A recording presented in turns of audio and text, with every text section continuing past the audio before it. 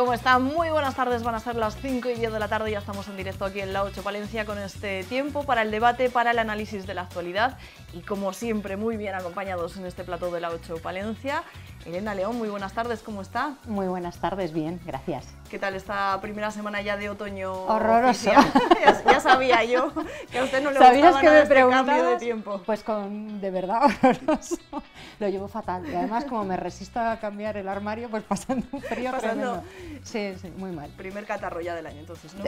Hoy no, pero yo calculo que el lunes ya habré caído seguramente. Bueno, Elena, nunca lo había pedido, nunca lo había hecho así, pero le pido por primera vez que dé paso usted al siguiente tertuliano, al siguiente invitado de este debate, ¿no? Porque nos va a leer un titular que se ha hecho público es que he venido en un medio de comunicación de Palencia. Efectivamente, he venido preparada y como investigo antes de venir a estas tertulias, con quién vengo y qué vamos a hablar, sí, pues nada, presento al próximo pregonero de la Semana Santa de Palencia, que es mi compañero Fernando Caballero, así que enhorabuena.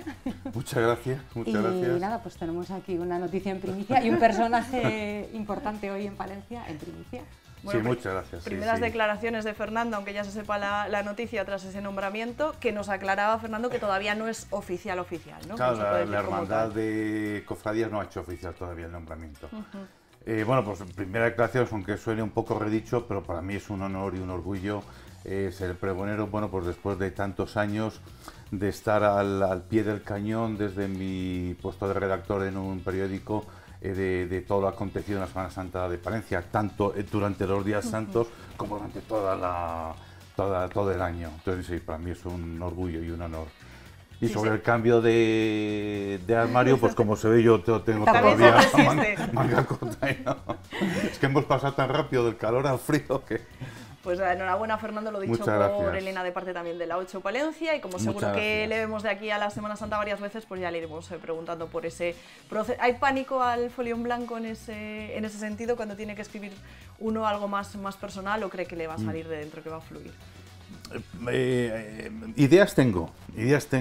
El pánico al folio en blanco, bueno, pues quizás por mi trabajo que siempre de inmediatez, de tener de coger una noticia y escribirla, pues no lo tengo tanto, pero vamos, a la hora de hacer algo más personal, como tú bien dices, pues sí, vamos, que tengo que trabajarlo y tengo que madurarlo.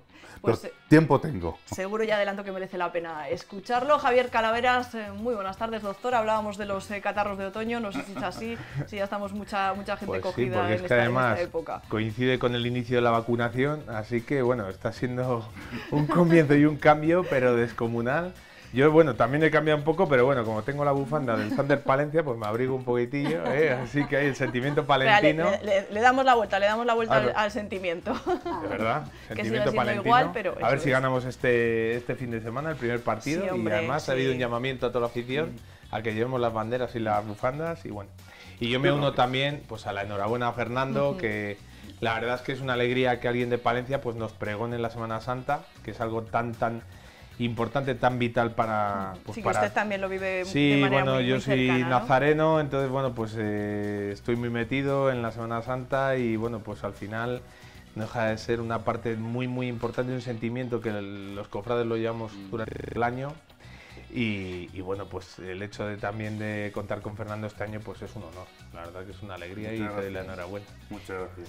Pues seguiremos seguro hablando de ello, y con ese sentimiento palentino que no decaiga vamos a hablar de política nacional. Luego les pregunto cómo llevan el tema de las negociaciones y de la amnistía, que no salimos, parece que vivimos en el día de la marmota. Llegó también esa ley de la amnistía al Pleno Municipal que se celebraba esta semana. Ya saben que el Partido Popular está presentando una moción en todas las administraciones donde tiene representación, una moción en rechazo de una posible ley de la amnistía. ¿Qué ocurría? Pues lo que está ocurriendo en otras administraciones, en otras instituciones, que ha recibido el apoyo de Vox, ha recibido también en este caso el apoyo de Vamos Palencia, la abstención del Partido Socialista y la negativa de Izquierda Unida Podemos. Yo no sé, Fernando, comienzo con usted, si le parece, hablando de política municipal y hablando de política en general, si cree que se están dando los pasos previstos hacia esa aprobación de la ley de la amnistía, y si llega un momento que ya en la calle este tema ya nos satura un poco y nos empieza a comenzar a dar igual. Hombre, no, yo creo que saturarnos ni darnos igual creo que no se puede dar, porque lo que puede ocurrir si finalmente se aprueba sería un cambio radical en el ordenamiento jurídico español, en la organización del Estado. Yo creo que si se conforma un gobierno Frankenstein con el apoyo de los independentistas, ganando la amnistía y previsiblemente un compromiso a lo largo de la legislatura para hacer el referéndum, tendremos un país completamente diferente. Creo que la situación es grave. Yo soy, bueno, pues os lo podéis imaginar, soy contrario a esta posible amnistía y a este posible blanqueamiento del referéndum. Y bueno, pues no sé qué puede ocurrir. Respecto al Pleno, bueno, pues hoy pues, no deja de ser una estrategia del PP para acorralar a esa gente socialista que no está en Madrid, que está en provincias, que está en la región y que bueno, pues que tiene sus carguillos en Palencia, que dependen de esa estructura nacional que es la que está negociando y que no se pueden oponer. Pero yo me imagino que muchísimos socialistas, tanto que estén en el ayuntamiento como los que estén como los votantes, estén en contra yo no sé si de formar gobierno, pero sí de que se forme gobierno Frankenstein utilizando esas estrategias que vuelvo a decir que sería un cambio radical para todo el país, en el ordenamiento jurídico, institucional, político de todo el país. Elena, no sé si comparte la opinión de Fernando a este respecto. Sí, y además yo creo que va mucho más allá. Primero yo entiendo que esta serie de manifestaciones en las administraciones locales o regionales, las manifestaciones públicas que hay, al final el Partido Popular lo que está demostrando es que tiene pues una implantación territorial, tanto local como en las administraciones de las diferentes comunidades autónomas, muy importante, pero que es que ya no solamente el Partido Popular o Vox o diferentes partidos políticos contrarios a esta posible investidura del bloque progresista, porque yo hay veces que me niego a llamarlo progresista porque es como que hemos comprado ese título cuando estamos viendo cómo hay una posible investidura de una serie de partidos políticos, entre ellos partidos que nada tienen que ver con la izquierda ni con el progresismo, sino de hecho partidos de derechas, nacionalistas, que van totalmente al contrario de esa filosofía, ¿no? Pero al final el Partido Socialista, y lo comentaba Víctor Torres en la moción y lo redactaba, 3 días antes de las elecciones generales, el propio presidente del Gobierno en funciones, Pedro Sánchez, era contrario a una posible amnistía y así lo declaró públicamente.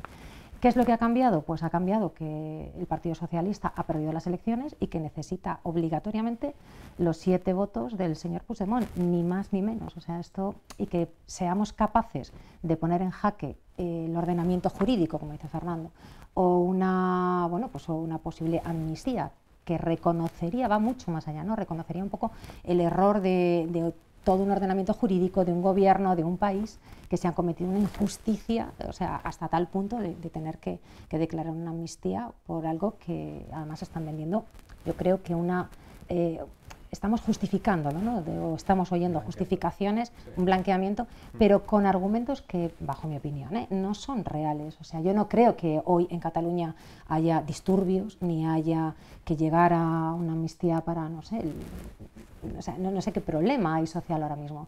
O sea, el único problema es que hay un señor que está huido de la justicia, que está en un país extranjero, que no quiere venir a España porque está pendiente de un juicio en el que seguramente se le condene como al resto, y ya está, y no hay más que hablar. O sea, se ha perdido las elecciones, Pedro Sánchez necesita 7 votos y estamos montando todo este lío para conseguir esos 7 votos en una posible investidura que, bajo mi opinión y un poco por la información que tengo, hay serias dudas de que llegue incluso a producirse, ¿no? Sí, porque cada día cambia un poco el panorama, ¿no? Y las peticiones cambian, son nuevas, también vienen por parte de sumar peticiones nuevas y diferentes, ¿no?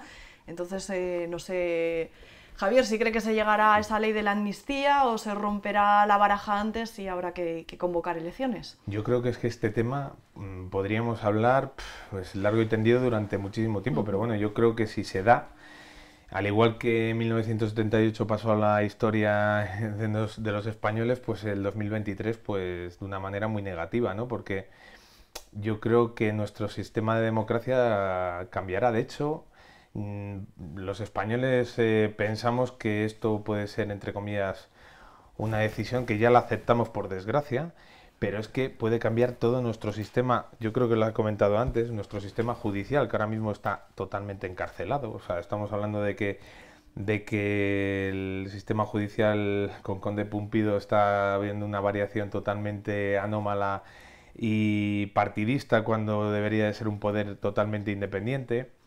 Tenemos a la Cámara Baja en el Congreso de los Diputados con un silencio administrativo de varios meses que está siendo remunerada por todos los impuestos de los españoles y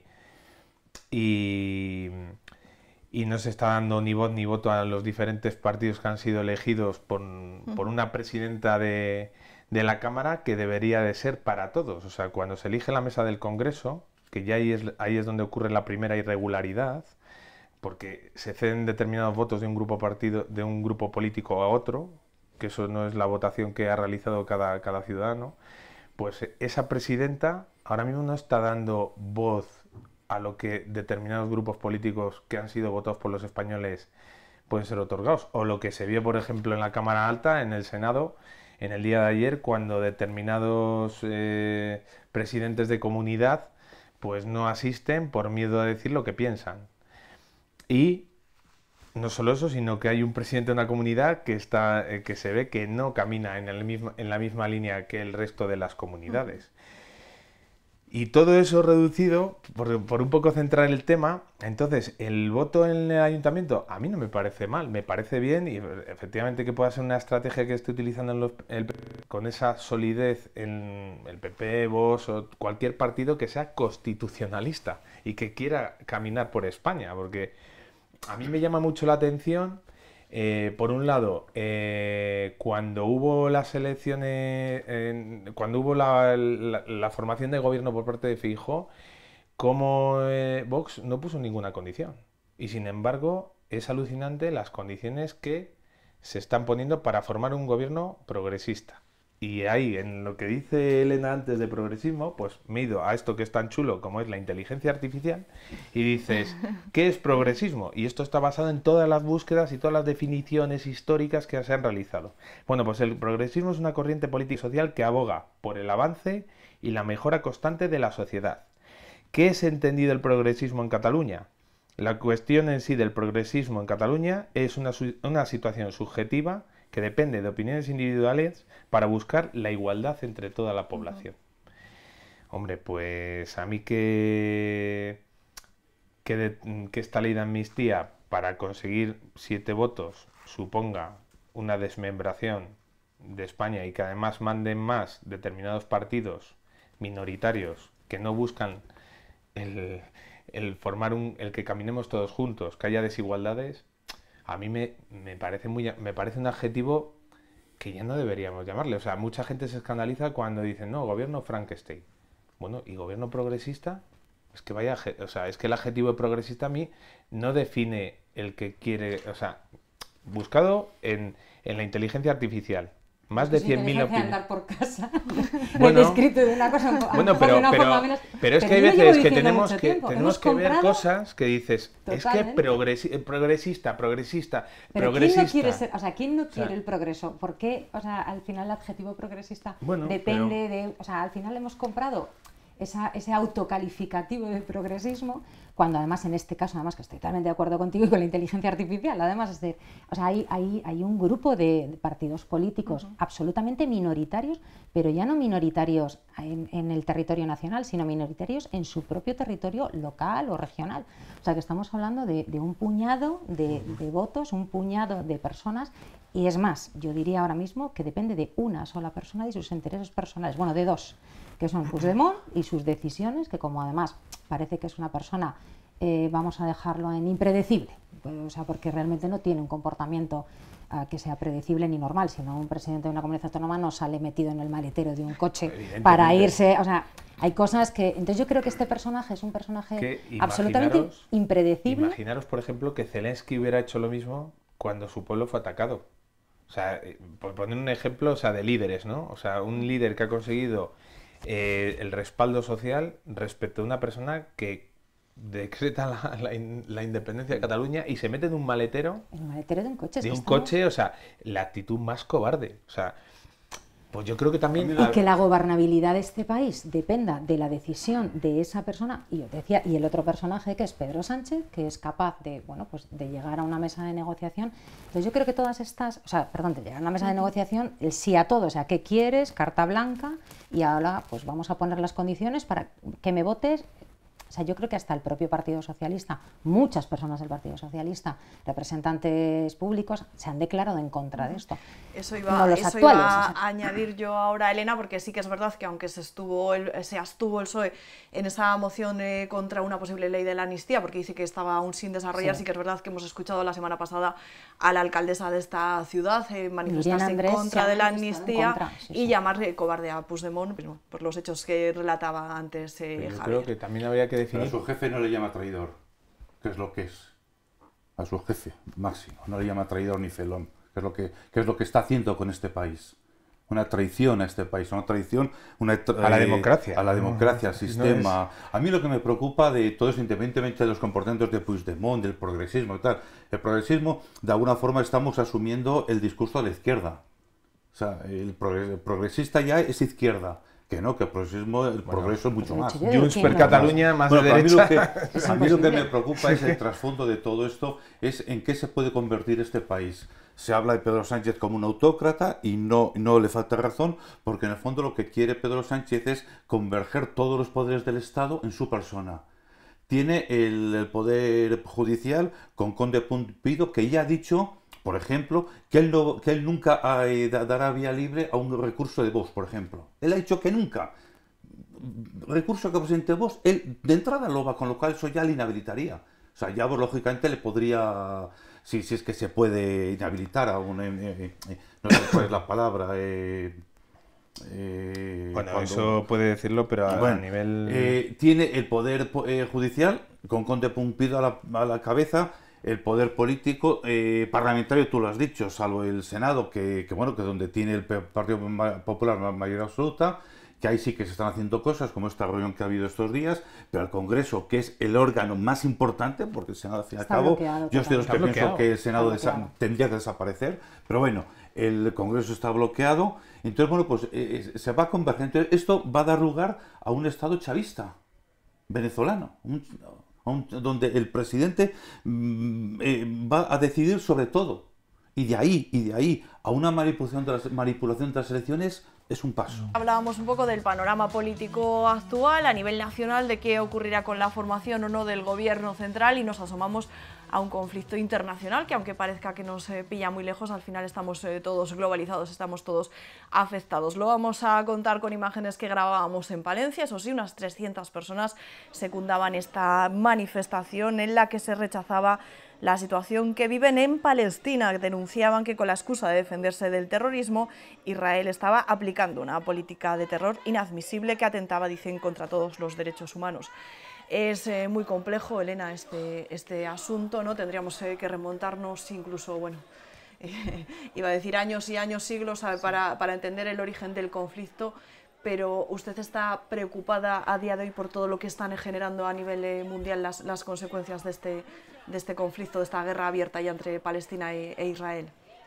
Hombre, evidentemente que estoy preocupada, y además es un poco lo que tú comentas. Llega un momento, mira, mis hijos me preguntaban el otro día, ¿pero aquí quién son los buenos y quién son los malos? Digo, mira, no sabría decírtelo, porque en realidad el pueblo palestino pues está sufriendo enormemente, pero también todos, desde el mundo occidental, hemos reconocido que Israel tiene derecho a defenderse, porque no nos equivoquemos. Quien ha generado esta situación es un grupo terrorista, que es Hamás, que además... O sea, nosotros yo creo que valoramos esto desde nuestra perspectiva occidental, porque le damos mucho valor a la vida, pero esta gente no. O sea, cuando vimos la noticia del atentado, perdón, de la bomba o del proyectil que explotó el otro día en el hospital, había dos versiones, y encima lo más triste de todo es que cualquiera de las dos versiones, o sea, era perfectamente creíble. O sea, era perfectamente creíble que hubiera sido un misil israelí, pero era también perfectamente creíble que el propio Hamás hubiera hecho impactar a propósito ese proyectil sobre su población civil para generar un conflicto todavía más importante y para provocar. Y no nos equivoquemos que quien ha empezado esto es Hamás, que es un grupo terrorista que está, además, metido dentro de la población, porque no hay manera de acabar con Hamás si no entras. Por eso un poco esta idea de decir, a todos nos aterroriza lo que podamos llegar a ver si Israel entra a la franja de Gaza a por el terrestre, pero porque no hay una forma quirúrgica de solucionar este tema. Entonces, por supuesto, yo soy la primera que me ha espeluznado ver salir los a la niños. Población civil, claro, sería pero que sería lo lógico. Entonces ahora mismo, ¿por qué ponemos el foco sobre Israel cuando lo que está haciendo es defenderse y no, por ejemplo, sobre Egipto, que podría abrir la frontera, hacer un corredor humanitario y dejar salir a la población civil? Entonces, al final, aquí estamos metidos en un algo muy complicado que yo, pues, la verdad es que a mí hasta se me escapa, porque dices, bueno, es que está Irán por el medio, porque yo no soy una experta en geopolítica internacional, pero esta gente de Hamás tú les ves y son, pues, con todos unos indocumentados, o sea, terroristas, no creo que sean gente ni con inteligencia, ni con organización, ni con estructura, como para montar algo así. Y todo el mundo sabe que están apoyados por Irán y al final hay un montón de intereses políticos a nivel internacional y esto es un lío que al final dices tú, sabemos cómo ha empezado pero no cómo va a terminar, y es una forma de desestabilizar de nuevo todo este avispero que es este mundo árabe de islamistas, que evidentemente no tiene nada que ver con la población civil, ni por supuesto con todo este horror que hemos visto de niños, que es que a mí me espeluzna, heridos, muertos. O sea, yo lo siento, pero es que los adultos somos adultos, pero yo con lo de los niños no puedo. Claro. ¿Y qué forma hay para solucionar esto? Porque al final, claro, todo el mundo nos ponemos contra la pared y los pelos como escarpias cuando vemos esto, pero si Israel tiene que defenderse, que al final es una forma de defender el mundo occidental, como está pasando con la guerra con Rusia, ¿no? y Ucrania, y al final dices tú, ¿qué forma hay buena de entrar ahí y de acabar con Hamás? Porque quirúrgica no la hay. Y no podemos pensar y ser, no sé, tan poco realistas como pensar que una guerra puede hacerse sin población civil por el medio, en esta zona además tan sumamente poblada y tan mezclado todo, ¿no?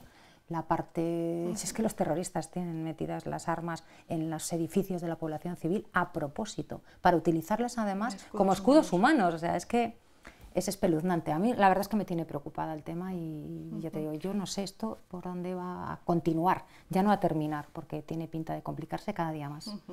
Javier, ¿usted cómo lo ve?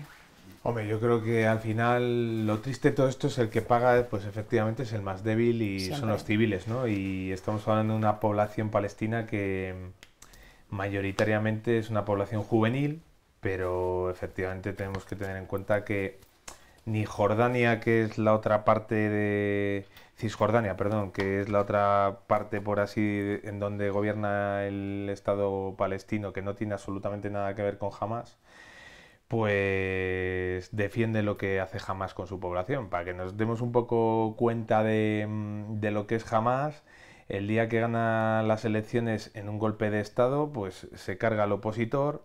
Allí, por ejemplo, las leyes LGTBI no existen y de hecho el declararte homosexual supone pena de muerte. La mujer no está contabilizada dentro de las víctimas por el propio Hamás. A mí cuando veo, por ejemplo, estas reivindicaciones, efectivamente, es que el pueblo palestino no tiene nada que ver con Hamás. O sea, cuando alguien da un golpe de Estado y encima se involucra y encima lo utiliza como escudo humano, pues es muy duro. Irán, a nivel geopolítico y a nivel global, pues ha sido muy listo. ¿Por qué? Pues porque en este mes se iba a celebrar la cumbre en el que los países democráticos de la zona árabe se iban a reunir con Estados Unidos. Entonces se iba a firmar el convenio con Qatar, Arabia Saudí, estaba también Egipto y Israel, ¿no? Como sede en la que se iba a desarrollar. Irán eso no lo quiere, porque al final todo lo que es el tema del monopolio y toda la zona de los gaseoductos y de la zona de la formación de petróleo, pues al final el hecho que hubiera esa coalición rompería totalmente la zona del Jerdal, que es una zona de todo gaseoductos y todo eso, pues al final rompería un poco la hegemonía y bueno, pues estamos hablando de potencias en donde la vida efectivamente no vale nada. No vale. Entonces, yo el otro día oía que esta guerra, entre comillas, pues la tiene perdida, la tenemos perdida del mundo occidental, ¿no? Por así decirlo, porque porque no tienen miedo a morir y es más, tampoco tienen miedo a que esos niños y esas mujeres mueran y esos civiles. Por el otro lado, a mí es verdad que se te parte el corazón porque ver cómo todos esos niños, todas esas personas que no tienen culpa de esto, pues pierdan la vida, es que es horrible. O sea, ver las imágenes del hospital, ver que no tengan agua potable, ver que no llegue la ayuda humanitaria.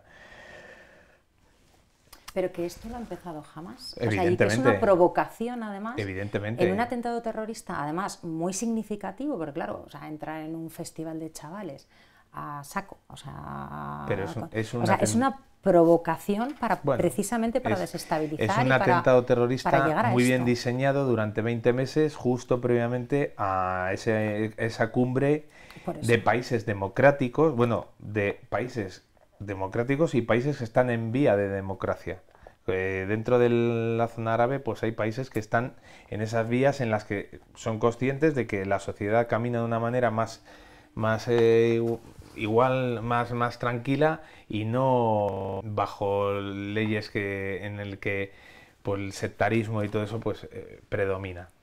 Entonces, claro, pues al final eso supone pues que ahora mismo todo eso se haya roto. Al final prevalezca el odio, se generen manifestaciones en diferentes sitios, que vuelva el terrorismo. O sea, ahora mismo, pues todos los países vivimos en estado de sitio, incluso ves como futbolistas de repente se expresan para un lado, para el otro. Pero yo hablaba... Vamos a darle la palabra a perdón. Fernando sobre este asunto. A mí lo que me llama la atención, estoy de acuerdo con vuestro análisis de que efectivamente esto es un acto terrorista que entró en ese festival, arrasó con cientos de personas, tiene secuestrados todavía casi 200 personas, eso está claro. A mí lo que me llama la atención, hablando de un poco de la concentración del otro día y de otras ciudades, es el empecinamiento de la izquierda en apoyar al pueblo palestino, teniendo en cuenta que el pueblo palestino está ahora mismo canalizado a través de Hamas y de la yihad islámica. Hermanos musulmanes, estas organizaciones que son terroristas, efectivamente. Pues ahí les tienes, tú lo has dicho, en contra del LGTBI, ya ves hoy que es la bandera de la izquierda, la política de LGTBI. Y sin embargo, la izquierda española, la izquierda europea está apoyando al pueblo palestino y demonizando a Israel, que yo creo es lo que, bueno, pues un poco lo que decías tú, Israel se ha defendido y tiene todo el derecho a defenderse. Esto es la teoría de la acción y de la reacción. Ha habido una acción totalmente invasiva, totalmente terrorista, salvaje, pues hay otra reacción. Y ha habido una reacción a esa acción, que también, lógicamente, pues yo no sé si tendrá que ser de la forma que será, pero es lícito que lo haya. Y luego un poco, al hilo de tu pregunta, decir, ¿qué consecuencias va a tener? Pues hombre, yo creo que va a tener unas consecuencias a largo plazo muy importantes. Después de la crisis de Ucrania y de cómo la economía occidental se había ido recuperando de la crisis de 2008, pues la crisis de Ucrania ha vuelto a bajar los niveles de la economía. Pues yo creo que esto a la larga también, bueno, pues porque hay potencias europeas, potencias internacionales, Estados Unidos, que están defendiendo, que se están posicionando, y creo que a la larga también se va a resentir las economías. Yo el otro día escuchaba a alguien, no recuerdo bien, que hablaba de este tema y decía que este atentado terrorista que ha ocurrido en Israel es su 11S, o sea, es el 11S ahora mismo israelita. Y hoy estamos viendo como, bueno, no sé si habéis salido por la carretera con el coche, yo que viajo bastante, o sea, estamos en una alerta 4 reforzada en este país, o sea, volvemos otra vez a tener avisos de bomba que ha pasado ayer en Francia, que han tenido que desalojar 10 aeropuertos, estamos, o sea, si salís por la calle, que no nos hace falta, que es un poco lo que decíamos, a nivel casero, no nos hace falta irnos allí. En Bélgica, ¿no? O sea, coged el coche, yo hoy voy a Santander. Solitarios, que se llama. En este país Sí. estamos en alerta 4 terrorista reforzada. Eso significa que si sales con el coche, que me va a pasar a mí hoy cuando vaya a Santander, vas a encontrar, o sea, no sé, ¿lo habéis visto? O sea, Guardia Civil por todas partes, reforzada la seguridad en los aeropuertos, reforzada la seguridad en los puertos, en los sitios estratégicos. O sea, a mí lo que me da la sensación es de que volvemos otra vez a, pues eso, a una situación de terrorismo, hace 20 años. O sea, porque claro, esto es un avispero y es mover el avispero. Y a nivel geopolítico, pues es que es tan complejo que al final dices tú, ¿dónde empiezan los intereses? Pero yo creo que realmente hay un interés en la desestabilización del mundo occidental, que volvemos un poco, yo creo que lo hemos hablado en muchas tertulias, a mí me da la sensación de que estamos como los romanos en la decadencia del Imperio Romano, como mundo occidental. O sea, ya hemos llegado a tal nivel de sofisticación, de aprecio por la vida y de, no sé, de vida contemplativa, que claro, cuando te enfrentas a gente que tiene, o sea, otro concepto del mundo totalmente distinto y es capaz de utilizar a niños como escudos humanos, pues lógicamente tenemos la batalla perdida, porque no sé tú, pero a mí no me gustaría tener que coger, o sea, primero, no sé, un fusil, ir ahí a defender la frontera a ningún sitio, o sea, imagínate, o sea, como tengamos que jugar con esta misma situación. Fronteras. Sí, pero por eso digo, o sea, a ver quién va, o sea, es que o sea, lo mismo, o sea, a ver quién va. Que si me permites, que no estoy de acuerdo contigo cuando decías que jamás como organización terrorista, vamos a decir más o menos que es una organización sin organización, para redundancia, un poco chapucera, te he querido entender. Sí, yo creo que tiene apoyos externos, pero es una organización... Es una organización dentro de Gaza y dentro de la estructura árabe muy potente, con muchos recursos. Hombre, no es Hezbollah, yo creo que Hezbollah es otro nivel. Pero yo creo que esta pandilla de indocumentados tienen apoyos externos. No son tan indocumentados. Son capaces de hacer mucho daño. Bueno, el atentado terrorista es brutal, es buenísimo, pero yo ahí, fíjate, o sea... Hay que estudiarlo bien, ¿eh? Pero el Daesh no es Hamas. Hamas tiene el sustento de Irán. Tiene el sustento de Irán, pero ese es el apoyo. Y al final Irán sí que es verdad que, hombre, han burlado lo que es toda la inteligencia que tiene Israel, que es una pasada. O sea, que es cierto pero que es que además lo hicieron a propósito y fue un trabajo excelente con... Bueno, se ha hecho un análisis claro de cómo se pudo producir ese atentado y es descomunal cómo fueron capaces de generar zonas de penumbra a nivel de cobertura, cómo fueron capaces de golpear zonas estratégicas, lo tenían muy claro. Y luego tenían claro también que querían atacar muy sensible, que era los kibutz, que no nos olvidemos que son gente pues que se dedica a la agricultura, que además tiene una ideología además de fusión con Palestina, o sea que es que todo estaba un poco todo muy... Y además que era un festival por la paz, o sea, además era pro-palestino. Pero que yo creo que también aquí, estoy un poco también contigo, Fernando, en el sentido de que esto no se puede politizar, porque ni Palestina es jamás, ni por ejemplo, Podemos puede hacerse adalid de todas estas cosas. Yo a mí, por ejemplo, me parece que hay que ser prudente a la hora de hacer afirmaciones, de que me refiero sobre todo a los políticos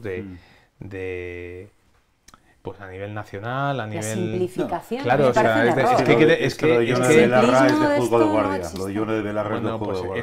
Es que al final incita un poco a... Sí, bueno, y por ejemplo las afirmaciones de la ministra de Igualdad en el día de hoy, pues hombre, es que en vez de abogar por la paz, es que aboga un poco a la rebelión. Entonces... hay que ser más sensato. O sea, que rompamos relaciones diplomáticas con Israel. Parece mentira que Otegi, que estamos hablando de un terrorista también, o sea, y que Merche y Purúa les estén dando lecciones de Bildu a Podemos, que ahora tiene 5 escaños, y a Sumar, o sea, esa coalición de partidos, pero yo creo que tienen que ser sensatos a la hora de eso. ¿Por qué? Porque al final los que pagan son los civiles. Pero ya no solo eso, es lo que decía Elena, es que, ojo, yo hoy, por ejemplo, cuando venía de trabajar, que venía por la carretera de Cantabria, alucinaba. Con la cantidad de guardia civil, ¿Qué es esto? O sea, que... Aquí hay un doble riesgo.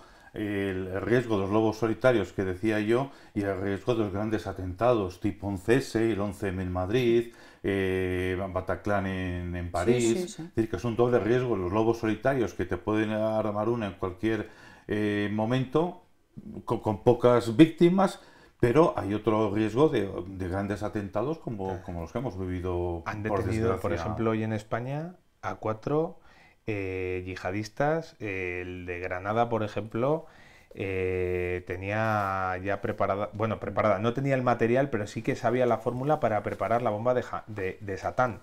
que es una bomba que lleva proyectiles, hierros y que se ha utilizado, por ejemplo, era la que estaban preparando los grupos yihadistas de Cataluña cuando lo de las bombonas de Bután y todo eso, ¿no?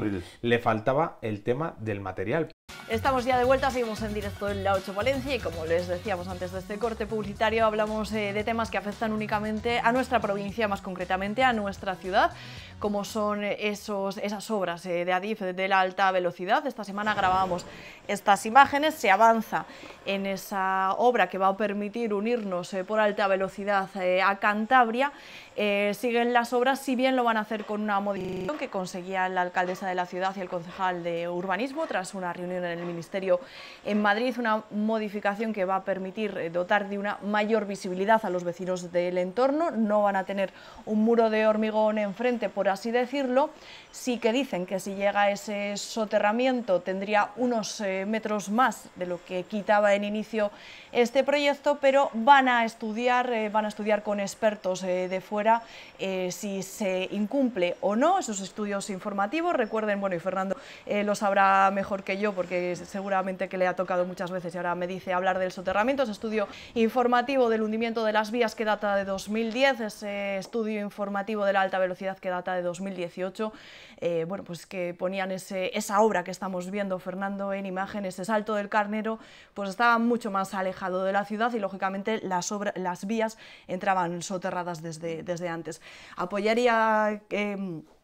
Cojo aire, perdona, que de ser así quería contar tantas cosas en un minuto que no se puede. Si demuestran esos estudios externos, lo que está diciendo ya la jefa de urbanismo del Ayuntamiento de Palencia, que es ahora que está haciendo Adif, no es compatible con ese estudio informativo, que nos recuerdan siempre desde la plataforma en defensa del soterramiento, que tiene carácter de ley. Si lo demuestran, haríamos bien en ir a los tribunales para defender un poco pues, el derecho de los palentinos a esa obra comprometida por Adif. Bueno, en principio tengo que decir que la gestión que ha realizado la alcaldesa y el concejal de urbanismo me parece muy positiva. Creo que lo están peleando al menos, ¿no? No, me refiero a la modificación que se ha hecho del viaducto, del muro ese. Es verdad que es una aberración, Yo no sé cómo en el anterior mandato, cuando hubo que presentar alegaciones, no se presentó alegaciones. Y entonces yo creo que la gestión que es positiva y creo que... Yo por lo que respecta al soterramiento, mira, Lola y Elena y Javier, como tú bien has dicho, llevo muchos años oyendo hablar de soterramiento, escribiendo de soterramiento, y yo tengo una teoría que quizás sea aquí un poco heterodoxa. Yo creo que es una irresponsabilidad volver a hablar de soterramiento. Palencia nunca se va a hacer, porque es una obra de tanta envergadura que Palencia no tiene capacidad de gestión para abordarla. Aquí Palencia se perdió, y no quiero extenderme porque no que nos queda mucho tiempo, se perdió la oportunidad de desviar el ferrocarril, que es aquella propuesta que Vicente Villagrá promovió y defendió, y a la que yo me uní desde la línea editorial personal mía, que es sacar las vías de la ciudad. Que era un proyecto viable, un proyecto mucho más barato y un proyecto que en aquella época se hubiera hecho. Hubiera habido capacidad económica para hacerla. Se perdió esa oportunidad y yo creo que Palencia ha perdido la oportunidad de eliminar las vías. No quiero extenderme porque quiero oír la opinión de mis compañeros, pero vamos. Seguro que nos quedan tertulias para hablar sobre el asunto.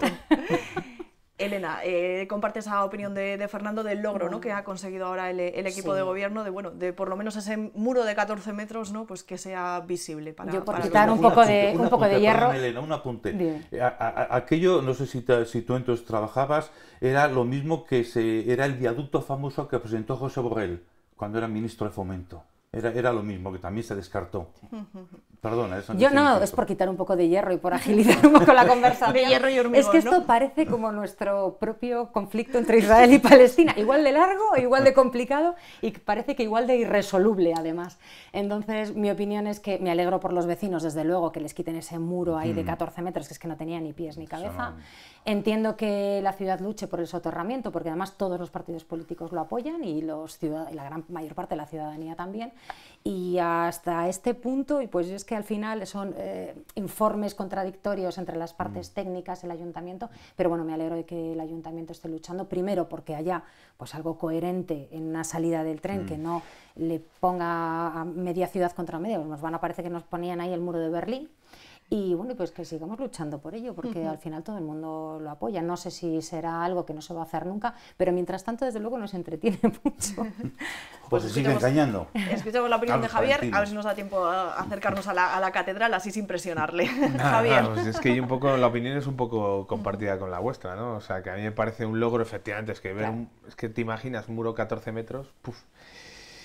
Y que yo también pienso que lo del soterramiento pues al final es una utopía, o sea, porque es que yo creo que es, yo siempre lo decía, en el otro programa que me tocó hablar del soterramiento, digo, es como Mbappé para el Real Madrid, y es que le van a fichar y nunca viene, ¿no? Pues en esto es igual, o sea que al final, no sé. Y lo que sea un derecho es discutible, eso no sé hasta qué punto ya es un derecho adquirido de la ciudad. Eso no sé de dónde se ha inventado, ha salido eso de que es un derecho de la ciudad, ¿no? Eso no es un derecho. Venga, pues nos quedan 5 minutos, vamos a hacer un recorrido por las bellezas que ha dejado al descubierto las últimas reformas en la catedral. Les invitamos a dar un paseo diferente por la Catedral de Palencia. En 1321 comenzó la construcción del aseo y ahora, en 2023, las diferentes restauraciones dejan entrever rasgos de su pasado. Estaba todo revocado, estaba todo pintado, había mucho color, ¿no? Y esto viene de la tradición clásica, de la antigua Grecia y Roma, que todo estaba policromado, los edificios, los templos, las esculturas. Las bóvedas pintadas con dragones nos dan pistas de cómo era el templo en la época medieval. Pintura que encontramos también en columnas como esta. Pinturas con escudos, con heráldica. Apareció el escudo del obispo Diego Hurtado de Mendoza y debajo apareció otro escudo de otro personaje que no sabemos quién es, pero que seguramente sea de algún eclesiástico, algún canónigo, algún deán de su época. No son los únicos motivos que han salido a la luz tras los diferentes lavados de cara. El retablo mayor luce en todo su esplendor tras encontrar estos azulejos de principios del siglo XVI. Representan a virtudes, aparece la fe, la esperanza, la caridad, la justicia, además con una rica iconografía que ahora mismo se está estudiando porque son bastante complejos. La que fue en un principio la capilla mayor del templo rinde homenaje a 2 mujeres. La reina Urraca de Navarra, que fue una hija ilegítima de Alfonso VII el emperador, y la noble o dama Inés de Osorio, una noble palentina que murió sin descendencia y entonces legó su dinero a la catedral. La última mirada la hacemos desde aquí, a través de este agujero, para ver con claridad el retrato anamórfico de Carlos V. En el basamento de la reja del coro aparece el testimonio de que Carlos V visitó esta casa en 1522 con el Papa Adriano VI. Con más de 800 años, la Catedral de San Antolín todavía tiene muchos secretos que descubrir. Bueno, Fernando, nota que se está poniendo en valor un poco nuestra catedral en los últimos tiempos. ¿Cree que pues estamos logrando asomarnos a ese reconocimiento que merecemos? Sí, por supuesto, la Catedral de Palencia es una joya de la ciudad, una joya de la región, y creo que las obras que se están realizando lo va a valorizar. Y bueno, pues yo creo que sí, que se está, y el otro día hablando con un grupo de mujeres lo decían, el que ya se deja de ser la bella desconocida para pasar a ser la bella reconocida, yo creo que sí que está calando. Que se está y es importante que cale entre los palentinos para que lo podamos divulgar. Para que estemos orgullosos, Elena, de nuestro aseo. Sí, por supuesto, es una maravilla arquitectónica, una maravilla cultural y es un motivo más, ¿no?, para venir a Palencia y junto con la Villa Romana a mí me parece que deberíamos sacar mucho pecho para que sea cada vez más conocida, además. Este puente ha tenido más visitas que la Olmeda, Javier. Bueno, pues, mira. Sí. Qué bien. Pues mira, casi nada, ¿eh? Oye, me gusta el detalle ese de los azulejos que han dejado al descubierto, me parece muy original. Y el policromado también es una cosa... Yo que vivo al lado, voy a ir a ver lo que no lo he visto. Y unas pinturas murales. Sí, a veces mientras más cerca peor. Ya Javier, ¿usted saca tiempo para hacer turismo? Sí, y aparte que lo vendo fuera, o sea, que es que al final es que yo creo que es lo que tenemos que hacer, ¿no? Que es no sabemos las cosas que tenemos dentro de nuestra provincia y que tenemos que demostrarlo, ¿no? Y es que la catedral es una pasada. Porque cuando vayan a Madrid a animar al Thunder van a repartir algo. Evidentemente. O sea, ya no solo Cristo Lotero, o sea, es que... Yo voy a ir también, ¿eh? Sí, nos vemos allí. Vamos los tres. Vamos los tres. O sea, que vamos a ir al Wizzing ahí. los tres, mira, y el aficionado al baloncesto de esta casa, uno de ellos, Álvaro pero Lantada, también va a estar, el primer también va a sábado estar tenemos allí. partido, esperemos que el sábado sea el primero que... Sí, por fin. Sí, Ojalá, hombre, sí. ojalá. Bueno, yo no voy Que a se hablar, que acabe soy un el casi, poco el casi. ceniza para Sí, estas cosas. El casi ganamos. Joder, que tenemos que ganar sí o sí. Sí, sí, ya está bien, con el casi. Sí. Pues Elena, Fernando, Javier, ha sido un placer tenerles esta tarde Igualmente. de viernes con nosotros. Que disfruten del fin de semana, vayan a la catedral o hagan lo que hagan. Elena, a ver si el tiempo la deja un poco, ¿no? Respirar, Sí, hay que abrigarse y que salir ya sé que igual, tiene ¿no? que llover, que es buenísimo, pero por la noche, ¿no? Por favor, gracias. Pues nada, lo dicho, un placer tenerles a los tres, un placer tener su compañía también esta tarde de viernes. Vuelve la programación de la 8 Palencia habitual la semana que viene. Hasta entonces.